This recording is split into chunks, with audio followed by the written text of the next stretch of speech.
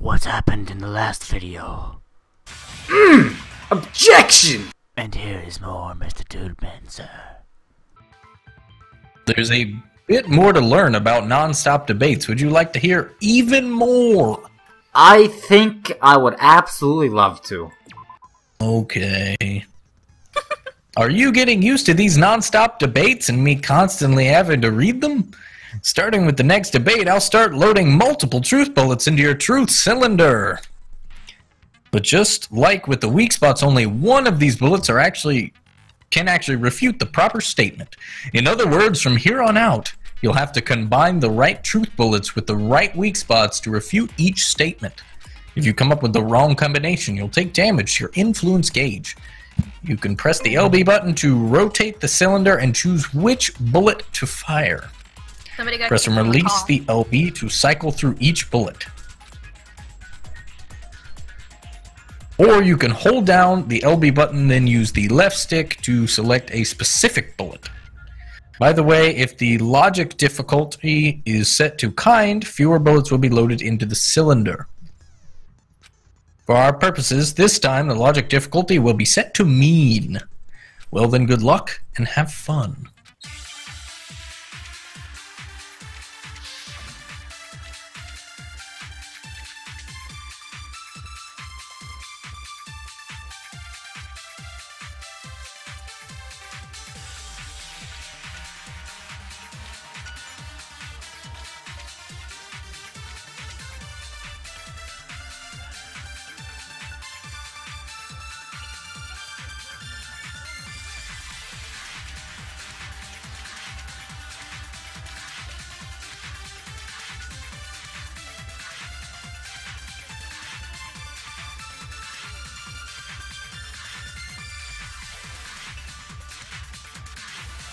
Okay, so it's either... Was it hidden away? I don't think so. I don't think so. Anyways, we need to get mad in here. I don't think so either, yeah. Personally, I think she brought the killer to her room to kill him. That's my thought, but who knows? Yeah, I think she brought him there to kill him as well. Yeah, probably. She really wanted to get back to her... she was nutty. So. Yeah. I mean, she was basically... She went nuts, and then wanted to switch rooms out of nowhere and seemed pretty alright with everything after everything that happened. Alright, so let me switch my bullet. How do I switch bullets? Oh, it's Q. I just, like, focus all my focus away. So the sword sheath... Right, though? Sheath for the first one? Yeah, I clicked it. I missed it, though. I shot Hifumi's words on accident. Nice. Okay, so we're using the sheath and then we're shooting that on the first one on... Sword-based sneak attack. Yeah, the sword-based sneak attack, yo. Actually, no. I don't think the fight started with the sword. Huh? Why not? Because the sword sheath had been scratched. See? There's a gash in it, like someone cut into it with something sharp. Something sharp? You mean like the kitchen knife? That was the only sharp thing found at the scene.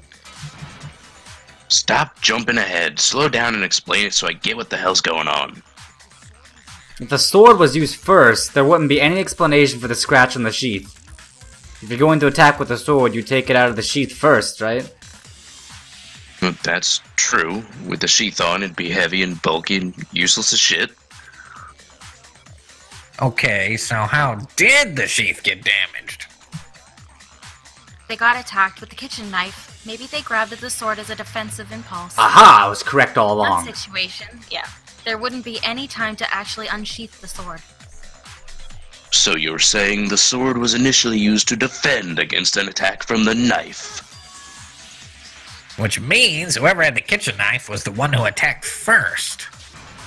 I think I get it. So here's how it all played out. The culprit came in, found the kitchen knife hidden there somewhere. They took the knife and attacked Sayaka before she knew what was happening. So she grabbed the sword to defend herself, but then the culprit took that from her too. Then after they broke her wrist with the sword, they took the knife and finished it. Sorry, but I don't think Sayaka used the sword to defend herself. What? How the hell can you not think that? Because she never held the sword at all. There is a certain part of her body that makes this clear. The part of her body that shows she never used the sword. If you want us to use the sword, which part of your body would have touched it? The broken wrist? Yes, her broken wrist. That is correct. Your Click that wrist. right now. Dummy. I was like, yeah, but like you broke You a have wrist. to hold the sword, I realized right? that. With your hand thing. Yeah, that's what I was thinking. You know how you fight with swords? You stick it in your stomach and you wave it around. Yeah, but how would she be able to hold it with the broken wrist? Samurais of good old times. Yeah. That's what belly buttons are for, right? Holding Yeah, swords. Exactly. It's Yeah, just a that's it. tiny Stick it in sheath. Unless you have an Audi, then you're just screwed. I don't know. Anyways, you talk about the palms, not the broken wrist. The palm trees, right? Yeah, exactly. They were perfectly clean, so I don't think she ever picked up the sword. How do you know that just by looking at her palms? We already came over this! The gold coating on that sword comes right off, all you have to do is touch it. In fact, if you look and notice, a lot of the gold has already come off the handle. Safe to assume that because whoever used the sword got some of it on their hands. There's really no way she could have picked it up and got away completely clean. Maybe she washed her hands after she escaped to the bathroom. Sorry, but I don't think so. Why did you say that? Do you think I'm... What? What does that do Yes. anything? It is actually completely true. That's exactly why. No, that's not it at all. There's no way Sayaka washed the gold coating off of her hands because there's a certain regulation that talks about what happens in the bathroom at nighttime. The water stopped, right? Yeah, the water was off. Yeah. She's She's afraid of water? She has rabies. Anyway, according to Moonoookuumaa file, Sayaka's time of death was around 1:30 a.m. In other words, at nighttime, and the water in the bathroom shuts off at nighttime, right?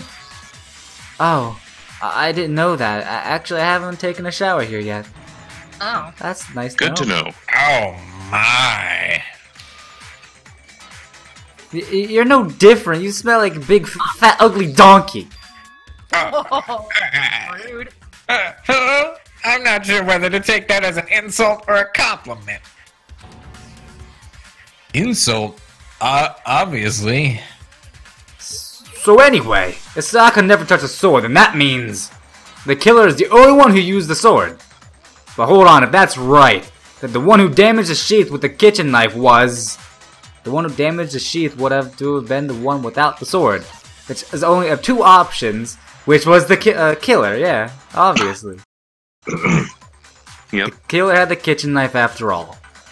They were wielding both the sword and the knife, and Sayaka with both at once. Dual wielding. If they had both weapons, how would the scratches have gotten on the sheet? I don't see any way for that to happen. What? Are you actually debating this? Wait, you picked the wrong one. It's Sayaka that had the kitchen knife. But what? Wait, but, you actually Oh! believe that it was the You killer? moron? What are I you could- talking about? I'm dumb. That is true. I thought that was another of your jokes. I was like, yeah, I'm like, this is a really long extended joke. I don't know what's going on. I thought he'd Anyway. like to explain it to himself. You got No. jokes over there, boy. I'm getting so confused. Anyway, Sayaka, she had the kitchen knife. Yeah, we already determined that Yes, Sayaka was trying yes, to that kill is whoever true. this was. Mm-hmm. Okay, but we already said that the attack started with... The person with the knife attacked first, and the sword was used in his impromptu defense. But then the one who attacked first was... Sayaka! Now do you understand? She wasn't a blameless victim in this. No, far from it. It's as if she had been planning to commit a murder of her own. What? She took the knife from the kitchen, then invited the culprit to the room she was staying in. And if that's true, that she had the kitchen knife and attacked without provocation...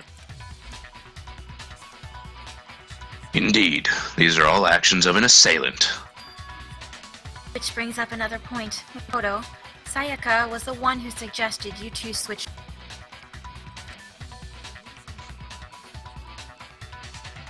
That she could pin the crime on you. That is a possibility, is it not? Sayaka wanted to... On me? Yes. That would also explain why she would switch the nameplates. Wanted to get whoever she had targeted to come to Makoto's room. Dang.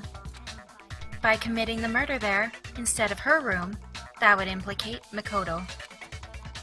But for that to work, the target had to be lured out while still keeping the room swap a secret. Target knew she had switched rooms. They would have become suspicious right away. So, all that's why she switched the names? But that doesn't... But doesn't that plan seem a little risque? For one thing, even if her plan worked, Mr. Naogi would just tell everyone they'd switch rooms. I don't know. I'm not sure our soft-hearted Makoto is capable of that kind of cutthroat behavior. I'm sure Sayaka realized the same thing, which is why out of all of us, she asked him to switch rooms. Plus, she was the ultimate pop sensation, and totally forgettable kid or national superstar. Who are you more likely to believe? Wait, then you're saying she had this all planned out? Holy shit. Her plan backfired. She launched her attack with the knife, then found herself under attack in return. That must be when her wrist got broken, and she was forced to drop the knife. The tables were suddenly turned on her, and she died at the hands of the one she'd planned to murder. Just hold on, that can't be true. Because... Hey, you guys have totally derailed the argument. You're being super boring right now. Come on, hurry up and decide who did it. Wouldn't it be awful if I had to punish you all just because you ran out of time? Yeah, we gotta decide who we think did it. Makoto, right now you just need to concentrate on figuring out the answer to this mystery.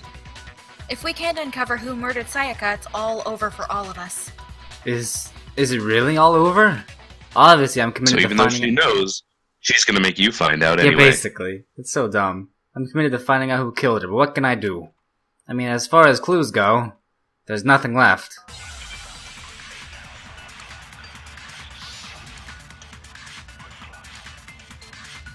Oh yeah.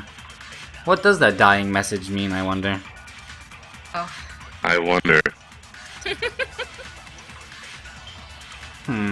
There just aren't any more clues.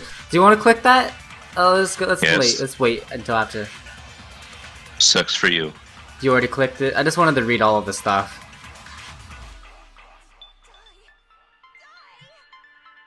Why? She's just screaming through. She's going completely insane. Alright, I'm gonna click the first one. There are more clues! More! Alright. There might still be one clue left. Sayaka's dying message. Dining? Wait, what did you say? The dying message. She wrote something on the wall behind her, remember? 11037, written in her own blood. There must have been a clue about the killer hidden in there. Well, before we get too far into that, I need to ask. The one who wrote it? There's no question that Sayaka wrote that message, and I can prove it. By her wound! Well, yeah, because blood. Right? That has to be right. I don't want to make it kidding, up. man. Wound? Don't click Kidding. the fatal wound. Her finger. Her finger, there was- man. But she was the only one with the wound, that Blood makes on her sense. finger.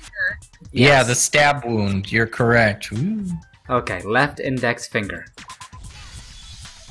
She wrote it with her stab wound. Well, she was the only one with blood everywhere, so course. she's... Starts rubbing her stomach on the wall. They both make sense. Her left index finger had blood on it. That could have only been because she used that finger to write the message. I see. She broke her right wrist during the fight, so she would have to use her left hand to write. Sure, I think we can all agree that Sayaka wrote it, but still. What the heck do those numbers mean, 11037? It's Lion-O.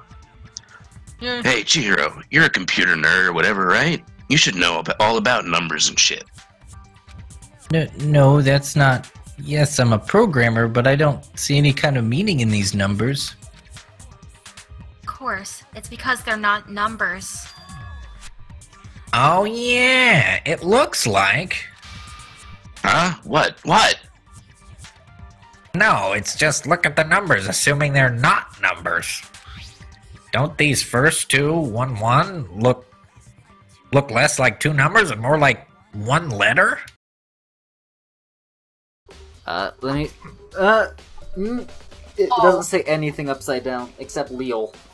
Leol? Is that a thing? N?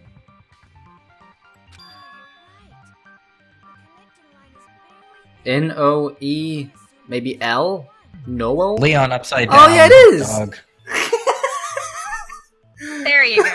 You Noel. dipshit. It's Noel. Yes. I got the first time we Look at it saw now, it. you can also read it's an N! Gasp. Whoa.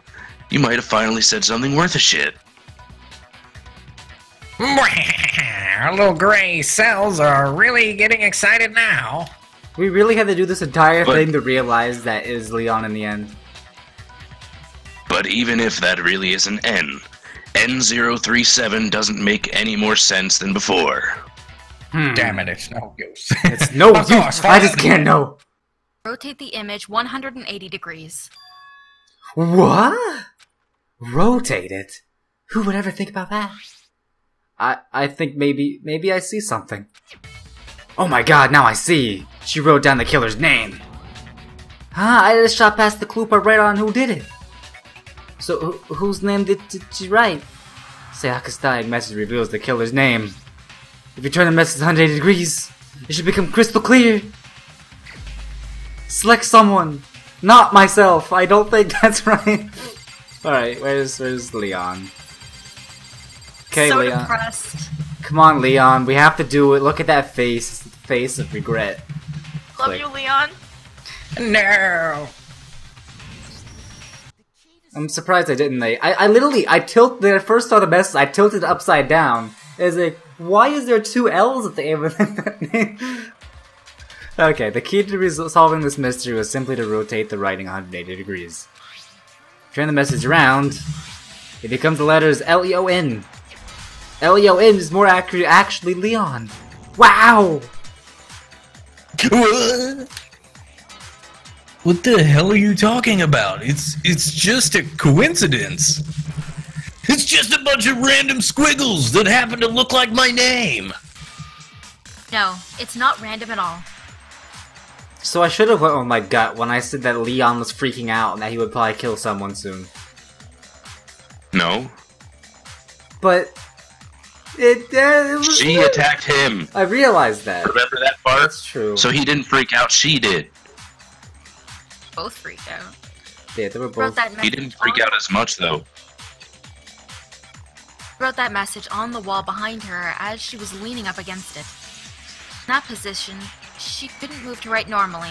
She had to write upside down, as it were. And as a result, you look at it standing in front of her, it ends up getting flipped. Try it for yourself if you want. Write something sitting like her, and the letters will be inverted. That sounds like one hell of a stretch to me. I'm the killer? You can't just go and say shit like that.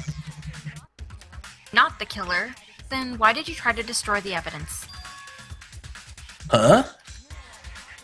You know what I'm talking about, right, Makoto? The evidence Leon tried to get rid of? The evidence that Leon tried to get rid of. It's that thing I found on the ground in front of the incinerator, right? It was the... Or Yeah, that's the... I was trying to... It's all the way at the bottom. The shirt piece? Yeah. Found this bird next to the incinerator. Yep. I wonder why the ball got there, though. Why was the ball there? oh no. Really? You really don't know? I don't. It was off, you had to turn it on. He had to turn it on with the magic ball? He's a baseball player. He can throw the ball to turn the Oh yeah, incinerator because... Yeah, I forgot, because the doors were closed. So, yeah, okay, that makes sense, yeah. I mean, the burnt shirt piece I found laying on the ground by the incinerator, right? As the killer stabbed Sayaka, they must have gotten some of her blood on them.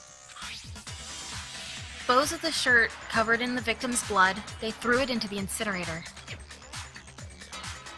But one piece burned off and got left behind. And the killer didn't notice. If they had, they most certainly would have panicked. Not right, Leon?